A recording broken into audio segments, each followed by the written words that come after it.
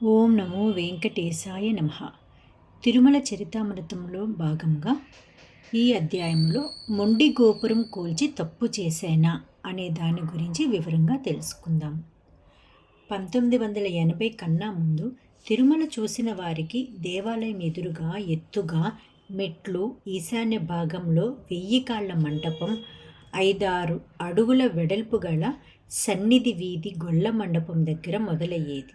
ఈ వీధికి ఉత్తరాన పెద్ద జియ్యంగారి మఠం, దానికి ఎదురుగుండా చిన్న పాడుపడిపోయిన ఆంజనేయస్వామి మందిరం, దాని చుట్టూ అనధికార క్షురకులు, నడవడానికి వీలు లేని ఇరుకైన వీధి, ఆ వీధిలో ఈ ఆంజనేయస్వామి గుడి, ఇప్పటి బేడి ఆంజనేయస్వామి మందిరం దగ్గర దక్షిణంగా తిరిగి ముందుకు వెళ్తే ఒక పాడుపడిపోయిన మొండి ప్రాచీన గోపురం దర్శనమిచ్చేవి. అంటే మొదటి అంతస్తు మాత్రమే పూర్తి చేయబడి మధ్యలో ఆపేయబడిన గోపురం. ఈ మొండి గోపురం గురించి ఒక వృత్తాంతం వెంకటాచల ఇతిహాసమాలలో చెప్పబడింది. అప్పటికి తిరుమల ఆలయాలకు ఆనంద నిలయ విమానమే కానీ ఇప్పుడు ఉన్నట్లు 2 గోపురాలు లేవు. ఆ రోజుల్లో వీర నరసింహుడనే రాజు రామేశ్వరం దాకా తీర్థయాత్రకని బయలుదేరి దారిలో వెంకటాచలానికి వస్తాడు. మంచి సాత్వికుడు, భక్తుడైన ఈ గజపతి రాజు స్వామి పుష్కరిణి స్నానం, వరాహ దర్శనం చేశాడు.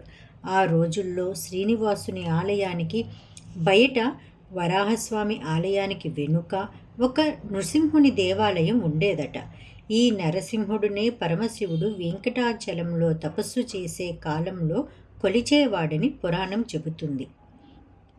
తర్వాత రామానుజుల కాలంలో ఈ నృసింహస్వామిని విమాన ప్రాకారంలో ఈశాన్యంగా ప్రతిష్ఠ చేయించడం జరిగిందని తెలుస్తోంది.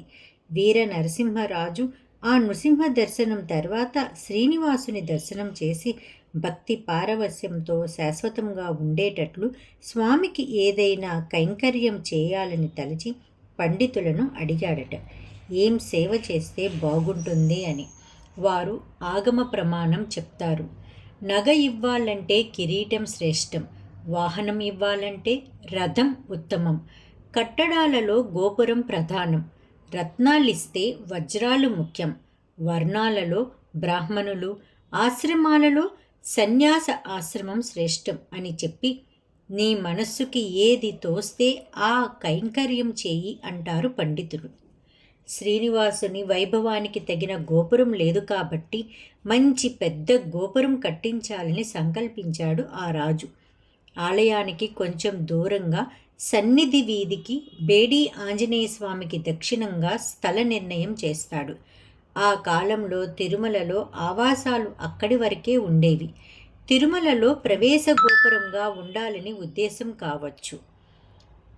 అది ప్రాకారంలో భాగం కాదు. మాడవీధులతో సంబంధం కూడా లేదు. ఆలయంతో సంబంధం లేని విడి గోపురం ఆగమ సమ్మతం కాదేమో అనిపిస్తుంది.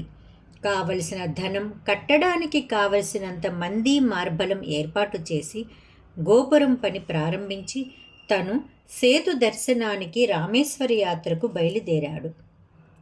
దక్షిణ దేశ యాత్ర పూర్తి చేసుకుని తిరుగు ప్రయాణంలో మరల వెంకటాచలానికి వచ్చి కొంత, అంటే మొదటి అంతస్తు గోపురం పని చూసి చాలా సంతోషించి కొంతకాలం తిరుమలలో ఉండి పని, పర్యవేక్షణ, దాన ధర్మాదులలో గడిపారు.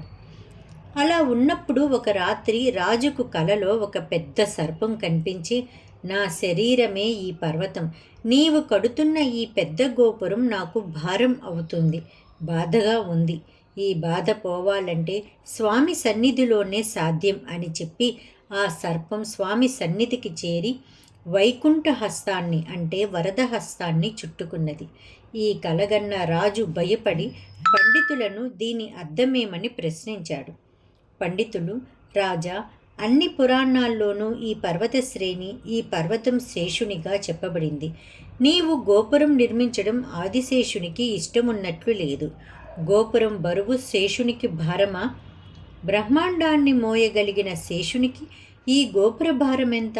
అది భగవదీచ్ఛ కాదని శేషుని భావనగా తెలుసుకొని ఎత్తైన గోపుర నిర్మాణం చేయవద్దని ఈ కళకు అర్థం అని చెప్తారు.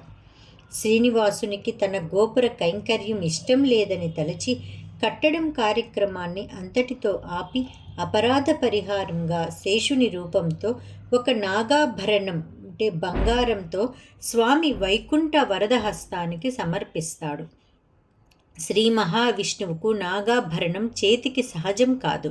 అందున ఒక్క చేతికి ఆభరణమేమిటి అని ఆలయాధికారులు సందేహిస్తుంటే భగవంతుడే ఒక భక్తుని ఆవహించి, పూర్వం వాయువుకు శేషునికి ఎవరు శ్రేష్ఠుడన్న వివాదంలో శేషుని గర్వభంగమైంది.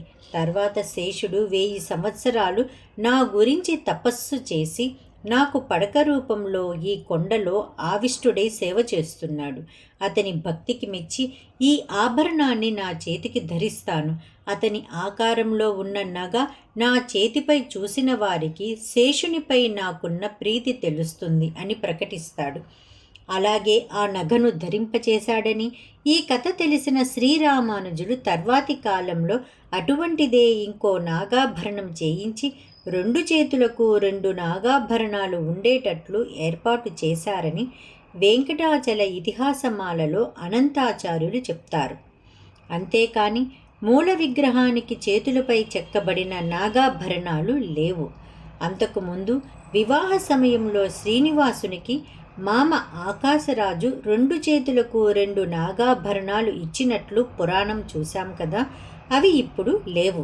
ఈ వృత్తాంతం చెబుతున్నప్పుడు వాయుమూర్తికి శేషునికి జరిగిన ఘర్షణ విషయంలో భగవంతుడు తానే కొంత పక్షపాతం చూపించాడు. వాయుమూర్తిని అధికుడిగా ప్రకటించి శేషునికి అన్యాయం చేసినట్లు అనంతాచార్యులచే చెప్పబడినట్లు ప్రచురించబడిన గ్రంథాల్లో ఉంది. భగవంతుడు అనంత కళ్యాణ గుణ పరిపూర్ణుడే కాక దోషరహితుడు.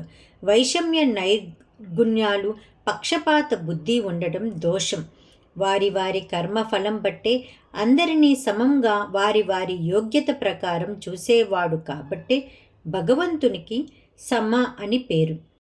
అటువంటి దోషదూరుణ్ణి పక్షపాత బుద్ధి అనే దోషాన్ని చెప్పడం సమంజసం కాదు. ఆ వీర నరసింహుడు ఆ కాలంలో కట్టించిన మొండి గోపురం అసలే సగం మాత్రమే ఉండేది. పైభాగం చాలా శిథిలమైపోయింది. 100 సంవత్సరాలు అలా ఉండటంతో శిథిలావస్థలో ఉన్నట్లు ఉండేది. అది మంచి రద్దీ ప్రదేశంలో. సన్నిధి వీధి 6 అడుగులు ఉండేది కాదు. సన్నిధి వీధి నుండి దక్షిణానికి వెళ్లే మార్గమధ్యంలో ఈ మొండి గోపురం ఉండేది. ఈ గోపురం దగ్గర ఆ 6 అడుగుల దారి 4 అడుగులై యాత్రికులకు చాలా ఇబ్బంది కలిగించేది. శిల్ప చాతుర్యం కానీ ఇతర ప్రాచుర్యం కానీ లేని ఈ కట్టడానికి ఆనుకొని చిన్న చిన్న ఇండ్లు ఉండేవి. యాత్రికులంతా ఆ గోపురం కింద నుంచే వెళ్ళాలి. అప్పుడప్పుడు పైనుండి రాళ్ళు పడిపోతూ ఉండేవి. 1980లో నేను కార్యనిర్వహణాధికారిగా ఉండగా తిరుమల మాస్టర్ ప్లాన్లో భాగంగా సన్నిధి వీధిని 6 అడుగుల నుండి 100 అడుగులకు వెడల్పు చేయడం, బేడి ఆంజనేయ స్వామి గుడి పునరుద్ధరణలో భాగంగా ఇప్పటి కళ్యాణకట్ట, ఆస్థాన మంటపాలు కడుతూ మధ్య భాగంలో ఉన్న 6 అడుగుల రోడ్డుని 100 అడుగులకు వెడల్పు చేసే కార్యక్రమంలో భాగంగా యాత్రికులకు సురక్షితం కాని ఆ మొండి గోపురాన్ని కూడా తీసివేయవలసి వచ్చింది. అలా అప్పుడు చేయటం నా తొందరపాటుతనమేమో అని ఇప్పుడు అనిపిస్తుంటుంది. ఇటువంటి ఇతిహాస ప్రభావం గల కట్టడాన్ని కూల్చడంపై కొంత ఆలోచించి ఉండాల్సింది. వీధి 6 అడుగులే అయితే ఆ గోపురం తీసివేయాల్సిందే. కానీ అలా తీసివేశాక వీధిని 100 అడుగుల వెడల్పు చేశాను కదా, అక్కడకు వాహనాలు ఎలాగూ రావు కాబట్టి ఆ మొండి గోపురాన్ని అలాగే ఉంచి చుట్టూ రక్షణకు ఏర్పాటు చేసి యాత్రికులు ఆ కట్టడం చూస్తూ పక్కగా గుడికి వెళ్ళే సావకాశం కల్పించి ఉండాల్సింది. కానీ భగవదిచ్చ నన్నలా ప్రేరణ చేసింది. అది పుణ్యమో పాపమో నాకే. ఓం నమో వెంకటేశాయ నమః. మరొక అధ్యాయంలో శ్రీనివాసుని కొట్టిన గుణపం గురించి తెలుసుకుందాము.